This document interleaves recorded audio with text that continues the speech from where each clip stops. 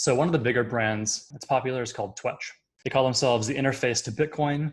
Their current product is essentially a Twitter clone, but they don't own any of the data like Twitter does. The data is all public on the blockchain, and their business model isn't predicated on aggregating user data and selling it to advertisers.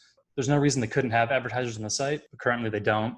They like to talk about how the first Twetch that was sent, they earned a fraction of a penny. And this actually is very key for avoiding some of this onerous regulation like the CCPA in California. There's certain clauses that dictate whether or not you have to comply with CCPA. And one of those is managing the data of 50,000 California residents. Twitch is successful in a traditional format. That'll happen very quickly. And now they have to comply. And there's all sorts of rules about what they can and cannot do with user data. Even if Twitch surpasses 50,000 users in California, they're not actually controlling any of their data. They're just displaying it in a user-friendly way. So they will be able to bypass some of that regulation and still remain compliant with the law. There's also built-in payment management. The experience of going viral is an interesting phenomenon.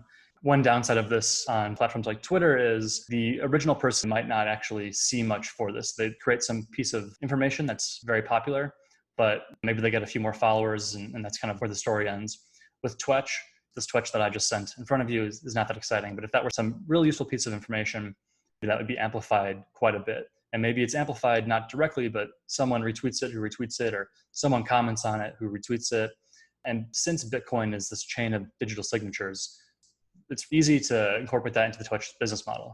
If I'm 5 steps removed of someone retweeting or commenting, but it's beginning with my initial Twetch, I'll receive a fraction of a payment. And you can kind of branch that out to as many people. Even if there's thousands of people involved in this chain, you can still pay them all a fraction of a penny. And that's feasible with Bitcoin's micropayment infrastructure.